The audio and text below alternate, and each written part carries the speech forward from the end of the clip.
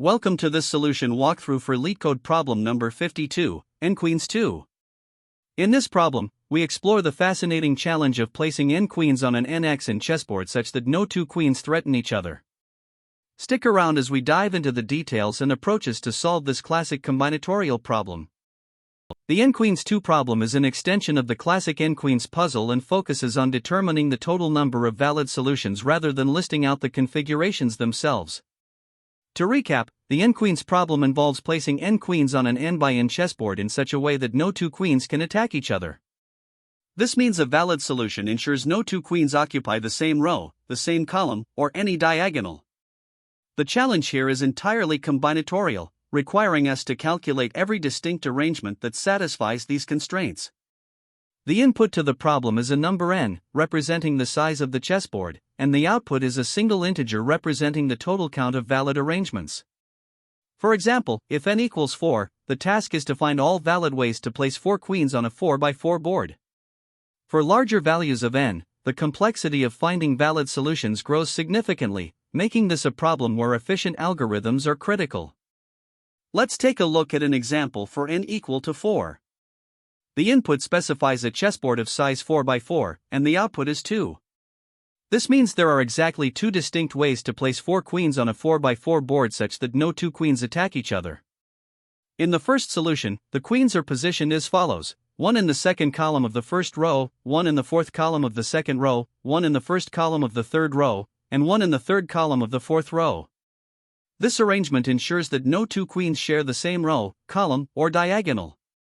Similarly, in the second solution, the queens are placed in different positions but still satisfy the problem's constraints: 1 in the third column of the first row, 1 in the first column of the second row, 1 in the fourth column of the third row, and 1 in the second column of the fourth row. These two configurations are the only valid solutions for n equal to 4. Now, let's consider an example with n equal to 1. Here, the chessboard is just a single cell, so there is only one valid solution. The queen can simply be placed in the only available cell, which is the first row and first column. Since there are no other queens on the board, all the constraints of the problem are naturally satisfied. Therefore, the output for this case is 1. This example highlights how the number of solutions depends heavily on the size of the chessboard. For larger boards, the number of valid configurations increases, but for smaller boards like this one, the solutions are straightforward and limited. For a larger chessboard, let's examine n equal to 8. When the board size is 8 times 8, there are a total of 92 distinct solutions to the n queens problem. This demonstrates how quickly the number of valid configurations grows as the size of the board increases. Listing all 92 solutions would be infeasible due to the sheer number of arrangements, but the key takeaway is that the problem becomes exponentially more complex as n increases. This is why having an efficient algorithm to compute the total number of solutions is essential. Additionally, the constraints of the problem remain the same regardless of the board size. No two queens can share the same row, column, or diagonal. Finally, let's discuss some edge cases and constraints. For the smallest chessboard, where n equals 1, there is only one solution, as we saw earlier. However, for n equal to 2 or 3, it is impossible to place queens on the board without violating the constraints, so the output is 0 for these cases. On the other hand, the largest input, n equal to 9, tests the efficiency of the algorithm, as the number of valid configurations grows exponentially. Solving for n equal to 9 requires handling a massive combinatorial space, which underscores the importance of using techniques like backtracking. This approach allows us to systematically explore potential placements while pruning invalid configurations early, making the solution both correct and efficient. The problem's constraints ensure that the algorithm must account for all valid placements while adhering strictly to the rules of the n queens challenge. To approach the n queens 2 problem, one of the simplest strategies we can consider is a brute force approach. Here, we attempt to generate all possible configurations of placing n queens on an nx in chessboard and then filter out the invalid ones. The intuition behind this method is straightforward: try every possible arrangement and check if any two queens attack each other.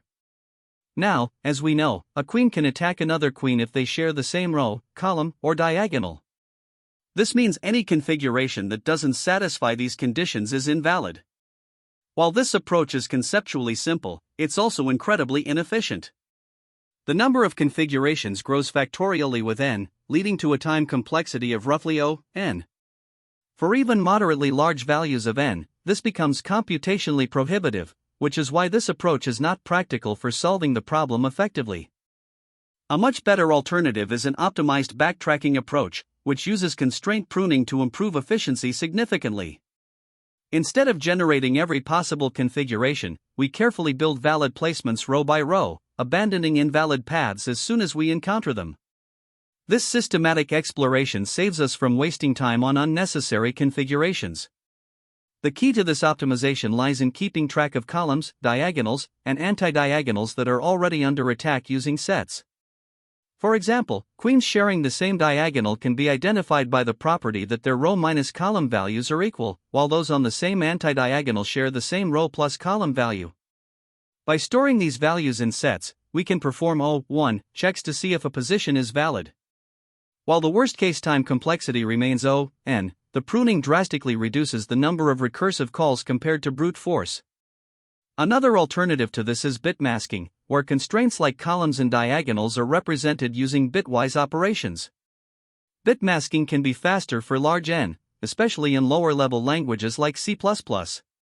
However, for this problem, Python's native set-based implementation is simpler to write, debug, and is perfectly efficient for n values up to 15. Ultimately, the strategy chosen for this problem is optimized backtracking with sets. This method strikes a balance between clarity, efficiency, and ease of implementation. By leveraging sets to track columns, diagonals, and anti-diagonals, we can quickly check for valid placements without iterating over the entire board. This insight drastically reduces the solution space we need to explore. The trade-off here is that while bit masking could offer a slight performance advantage for very large n, the set-based approach is much more intuitive and, given the constraints of this problem, sufficiently fast. Compared to brute force, which is computationally infeasible due to its exponential complexity, this strategy represents a massive improvement. Although the worst-case time complexity is still O(n), the pruning ensures that we rarely hit this upper bound in practice.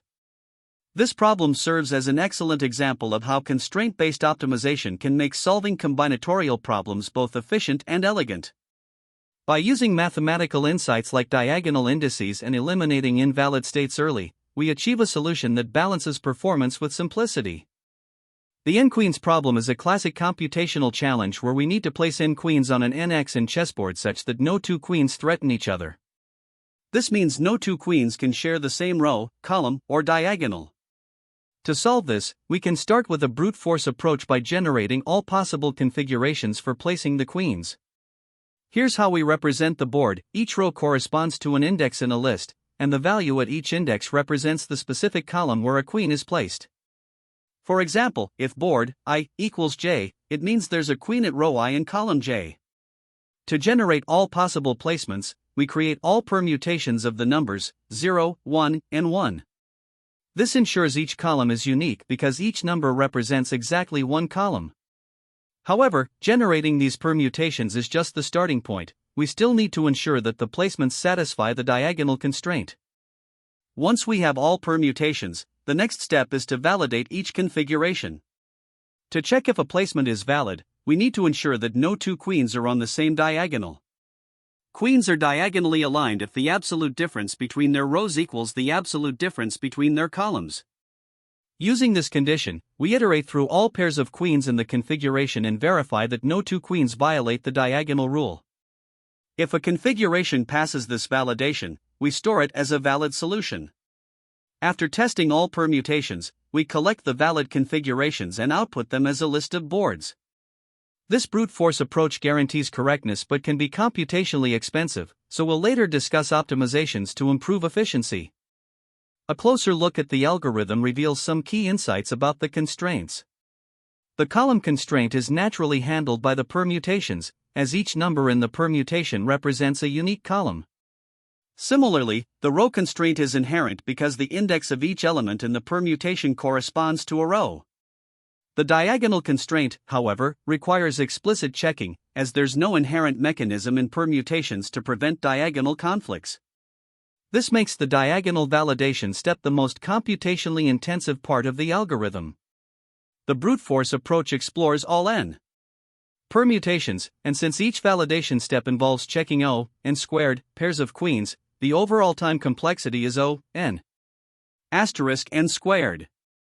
To represent the board efficiently, we use a one-dimensional list of size n, which is more memory efficient than a full 2D board. Valid configurations are stored as a list of these one-dimensional boards. The flow of the algorithm begins with taking the input size n, generating all permutations, validating them for diagonal conflicts, storing the valid boards, and then returning the results. The two most critical operations in this algorithm are diagonal checking and permutation generation. For the diagonal check, we compare the absolute differences in rows and columns for every pair of queens to ensure no conflicts. Permutation generation can be done efficiently using backtracking or a library function. To optimize the brute force approach, we can introduce pruning, which stops the validation process as soon as a diagonal conflict is detected, saving unnecessary computations. Another optimization is diagonal hashing, where we use hash sets to track occupied diagonals and avoid redundant checks. Let's consider an example with n equals 4. We begin by generating all permutations of 0, 1, 2, 3, such as 1, 3, 0, 2. To validate this configuration, we check all pairs of queens for diagonal conflicts. For instance, comparing queens at 0, 1, and 1, 3, we find no conflict because the absolute differences in rows and columns are not equal. If all pairs pass the validation, the board is stored as a valid solution. For n equals 4, two valid boards are 1, 3, 0, 2, 2, 0, 3, 1. This example highlights the steps of permutation generation, validation, and storage. Analyzing the complexity of this approach, the time complexity is dominated by the generation of n permutations and the n squared validation for each permutation, resulting in an overall complexity of n squared. This grows very quickly as n increases, making the brute force approach impractical for larger values of n. The space complexity is n for the board representation during validation and n for storing all the valid configurations. While this approach guarantees correctness, its inefficiency emphasizes the need for optimizations like pruning and diagonal hashing, which can significantly reduce the computational overhead by minimizing unnecessary checks and storage. Here, we define a class called solution and implement the total n queens method. This method takes an integer n, representing the size of the chessboard and the number of queens to place. Within this function, we define a nested helper function called backtrack, which handles the recursive logic for solving the problem. The backtrack function is designed to explore all possible ways to place queens row by row. It accepts several parameters, the current row we're working on, and three sets calls, diagram 1 and diagram 2, which respectively track which columns, diagonals from top left to bottom right, and diagonals from top right to bottom left are under attack. The first condition checks if we've successfully placed queens in all rows. If so, it means we have found a valid solution, and we return 1 to count it. Next, we initialize a variable called solutions to 0. This will accumulate the number of valid configurations found during the recursive exploration. The for loop iterates over each column in the current row, attempting to place a queen. For each column, we calculate the diagonal indices d1 and d2 based on the row and column. These indices help us track diagonal attacks. If the column or either diagonal is already under attack, we skip that column using the continue statement. Otherwise, we proceed to place a queen by adding the column and diagonals to their respective sets. At this point, we make a recursive call to backtrack, advancing to the next row. The result of this recursive call is added to the solutions variable. This process explores all possible valid placements for the queens in subsequent rows. After exploring a potential placement, we backtrack by removing the column and diagonal indices from their respective sets. This is crucial because it ensures that the state of the sets reflects only the queens that remain on the board after undoing this placement. By backtracking, we leave the board in the correct state for the next iteration of the loop, allowing us to try other configurations for the current row. Once all columns in the current row have been considered, the function returns the total count of solutions found for this subtree of the recursion. Finally, back in the total n queens method, we initiate the backtracking process by calling the backtrack function starting from the first row. We pass in empty sets for the columns and diagonals since no queens have been placed initially. The result of this function call is returned as the total number of distinct solutions for the n-queens problem. This approach efficiently explores all valid configurations by leveraging recursion and backtracking, avoiding unnecessary computations by pruning invalid states early in the process. Here, we start by defining the total n-queens method, which takes an integer n representing the size of the chessboard. The goal is to find the total number of unique configurations where n queens can be placed on the board such that no two queens attack each other. This method calls the helper function backtrack, which is designed to explore all possible placements row by row. The backtrack method takes the current row index, along with three sets, calls, diagram 1, and diagram 2. These sets keep track of which columns and diagonals are under attack to ensure that we don't violate the n-queens constraints. If the current row equals n, it means we've successfully placed all queens, so we return 1, indicating a valid solution. Next, we initialize a counter solutions to 0, which will accumulate the total number of valid configurations. Then, a loop iterates through all columns in the current row. For each column, we calculate the diagonal IDs D1 and D2 using the row and column indices. These diagonals are used to check for queen attacks based on their slope. If the column or either diagonal is already under attack, we skip the current column and continue to the next iteration. Otherwise, we proceed to place the queen on the board by marking the column and diagonals as attacked, adding them to the respective sets. After placing the queen, we call the backtrack method recursively for the next row to explore further placements. This recursive call allows us to build the solution row by row. Once the recursive call completes, whether it finds a valid solution or not, we backtrack by removing the queen from the board. This is done by removing the current column and diagonal markers from their respective sets, effectively unmarking the attacks. This step ensures that the sets remain accurate as we explore other columns in the current row or revisit earlier rows. Finally, we return the solutions counter, which now contains the total number of valid configurations for placing queens on the board. This backtracking approach systematically explores all possibilities while avoiding invalid configurations, making it both efficient and easy to implement for this problem. The n-queens 2 problem challenges us to determine the number of distinct ways to place n-queens on an nxn chessboard while ensuring no two queens can attack one another. To solve this, we use a backtracking approach, which systematically explores all possible configurations. Let's consider the case where n equals 4. We start by initializing our algorithm with an empty board, represented by row equals 0, and 3 sets, calls, diagram 1, and diagram 2. These sets help us track which columns and diagonals are under attack. Beginning with the first row, we iterate over each column. For instance, placing a queen at position 0, 0, means column 0 is now attacked, as well as the diagonal defined by row call equals 0 and the diagonal defined by row plus call equals 0. These updates are stored in the respective sets, and we make a recursive call to evaluate row 1. In row 1, we again iterate over the columns to find a safe spot for the next queen. Column 0 is skipped because it's already under attack by the queen at 0, 0. We then place a queen at 1, 2. This updates our sets to reflect that column 2, diagonal row call equals -1, and diagonal row plus call equals 3 are now under attack. With this placement, we proceed to row 2. Here, columns 0 and 2 are skipped since they are already attacked. We find a safe position at 2, 3, update the sets accordingly, and move to row 3.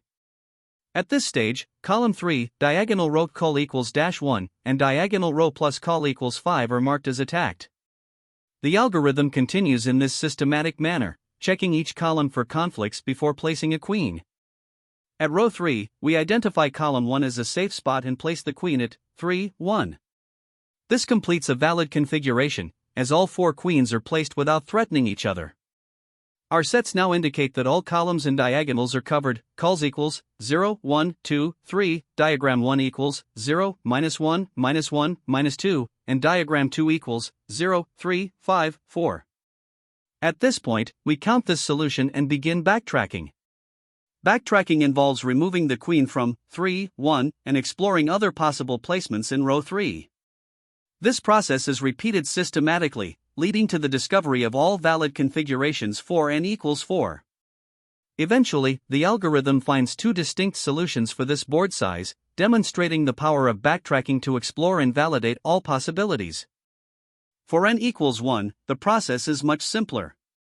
We start with an empty board and focus on row 0.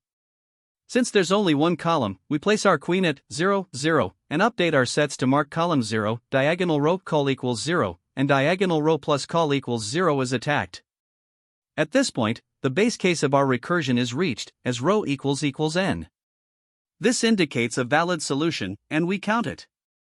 With only one queen, there are no other configurations to explore, resulting in exactly one solution for n equals 1. For larger values like n equals 5, the algorithm follows the same recursive structure. It places queens row by row, skipping invalid positions based on the sets that track columns and diagonals under attack. After exploring all possibilities, the algorithm determines there are 10 valid solutions for a 5x5 board. The key to solving n queens 2 efficiently lies in the use of the calls, diagram 1, and diagram 2 sets. These structures allow us to quickly determine which columns and diagonals are under attack, pruning invalid paths early in the recursion. Backtracking ensures that every potential configuration is explored, but only valid placements progress deeper into the search tree. The algorithm stops once row equals n, signaling a complete and valid arrangement of queens. This systematic approach leverages both recursion and pruning to solve the problem optimally, even for larger board sizes. The time complexity of solving the n queens 2 problem is driven by the backtracking algorithm, which systematically explores all valid placements of queens on an n-axis chessboard. Let's break this down step by step. First, consider the number of recursive calls. At each row, the algorithm attempts to place a queen in one of the n columns. For every valid placement, it moves to the next row and continues this process. In the worst-case scenario, there are n choices in the first row, followed by n1 choices in the second row, n2 in the third row, and so on, resulting in a recursion tree with factorial growth. This means the total possibility scale is n asterisk, n1, asterisk, n2, all the way to 1, which is n factorial, or n. Additionally, for each placement, the algorithm performs quick validity checks to ensure that no two queens attack each other. These checks, such as verifying if a column or diagonal is under attack, are performed in constant time, O1, due to the use of sets. Since these checks are minimal compared to the factorial growth of the recursion tree, they don't significantly impact the overall time complexity. As a result, the time complexity of this algorithm is dominated by the factorial growth of queen placements, giving us an overall complexity of O(n). Now let's analyze the space complexity of the n queens 2 problem.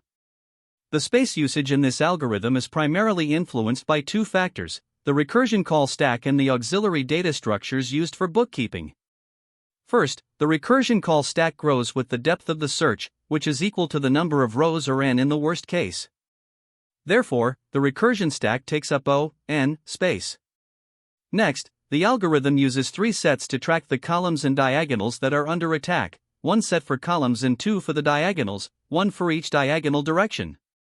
Each of these sets can hold at most n elements, as there can be at most n queens on the board. This means the space required for these auxiliary data structures is O(n) as well. Adding these together, the total space complexity is the sum of the recursion stack and the sets, which gives us O(n). This ensures that the algorithm remains space efficient while solving the problem. To better understand the efficiency of the backtracking approach, let's compare it to a naive brute force method. A brute force solution would involve generating all possible arrangements of queens on the chessboard and verifying each arrangement for validity. Since there are n to the power of n ways to place n queens on an n(x)n board, the brute force time complexity would be O(n) to the power of n, which grows exponentially and becomes infeasible for even moderate values of n. In contrast, backtracking drastically reduces the computational burden by pruning invalid branches of the search tree as soon as a conflict is detected. This targeted exploration of only valid placements reduces the search space to O(n), which is significantly more efficient. Now, considering the best, average, and worst-case scenarios for backtracking, in the best case, the algorithm still explores all valid placements, maintaining a time complexity of O(n). On average, the pruning mechanism allows the algorithm to focus on a subset of the factorial search space, though the asymptotic complexity remains O(n). Even in the worst case, where every valid placement must be considered, the time complexity remains O(n). This consistency across all scenarios highlights the efficiency of the backtracking approach over naive methods. Finally, let's solidify our understanding of the big O analysis with a mathematical perspective. The factorial growth of the time complexity stems from the algorithm's need to explore all permutations of placing queens in different rows and columns, while ensuring that no two queens attack each other. The pruning mechanism used in backtracking is a significant optimization, as it eliminates many invalid configurations early. However, this pruning only reduces constant factors and does not alter the factorial nature of the problem. Therefore, the time complexity remains formally bounded by O(n). As for space complexity, it is determined by the depth of the recursion stack and the auxiliary sets used for tracking columns and diagonals. Both of these scale linearly with the size of the board, leading to a space complexity of O(n). Altogether, the algorithm is both time-efficient and space-efficient relative to the constraints of the problem, making it a robust solution for this combinatorial challenge. When solving the n-queens problem, there are some common mistakes to watch out for. First, it's easy to confuse row constraints with column constraints. Many assume that iterating row by row automatically satisfies the row constraint, but this isn't enough. Each queen must also satisfy column and diagonal constraints, so these must be explicitly managed. Another frequent mistake is overlooking diagonal attacks. Queens threaten each other along both major and minor diagonals, and failing to check these can lead to invalid placements. A third common error is inefficient pruning during recursive searches.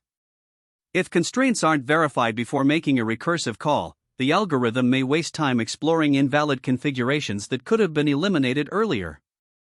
Understanding and addressing these mistakes can significantly improve the correctness and efficiency of your solution. Now, let's talk about some additional pitfalls. Using inappropriate data structures is a common issue. While lists can be used for tracking columns and diagonals, they result in O(n) lookups, which slows down the algorithm. In contrast, sets provide O(1) lookups and are much more efficient. Another mistake is failing to account for edge cases. Small board sizes like n=1 or n=2 are often overlooked, but they're important. For instance, there are no valid solutions for n=2 or n=3, so your code should handle these scenarios gracefully. By being mindful of these considerations, you can make your solution both robust and performant. For interviews, it's important to highlight key insights. First, recognize the problem's recursive structure. It follows the classic backtracking framework of choose, explore, unchoose. Emphasizing this pattern demonstrates your understanding of the algorithm. Also, discuss optimization techniques, like using sets for columns and diagonals, which reduce the time complexity compared to naive approaches. If debugging is necessary, printing the board at each recursive step can help visualize placements and pinpoint where constraints are failing. Be prepared to discuss scalability as well. Backtracking has a time complexity of approximately O(n), so you should be ready to explain how the solution handles larger n values. Finally, consider trade-offs, such as the balance between using additional data structures for efficiency and the memory overhead they introduce. Related problems like LeetCode 51, 37, and 39 are also worth mentioning, as they share similar backtracking patterns and can come up in interviews. Finally, there are alternative approaches and trade-offs to solving the n-queens problem. One option is the brute force approach, which generates all possible configurations of queens and filters out invalid ones. While this method is conceptually simple, it's extremely inefficient with a time complexity of O(n) to the power of n. A more practical approach is backtracking with pruning, where queens are placed row by row, and constraints are checked before making recursive calls. This method is efficient for reasonable n but still has exponential complexity in the worst case. For further optimization, you can explore bit masking to track diagonals and columns using bitwise operations. This approach improves space and time efficiency but can be more challenging to implement and debug. Lastly, there's constraint programming, which leverages specialized solvers to model and solve the problem. While powerful, this method requires external libraries and is less common in interviews. Each approach has its pros and cons, so understanding these trade-offs is essential for tailoring your solution to specific scenarios. Thank you for following along with this solution breakdown. To summarize, we tackled a combinatorial problem using backtracking and pruning to optimize queen placements. Mastering this problem sharpens your skills in recursion and optimization techniques. Don't forget to like and subscribe for more insights. See you next time. That's the end of this tutorial. I hope you found this explanation helpful for understanding the solution to this LeetCode problem. If you enjoyed this content, please consider subscribing to the channel for more coding tutorials and solutions. Feel free to leave a like if this video helped you, and don't hesitate to comment with any questions you might have. Thanks for watching, and happy coding!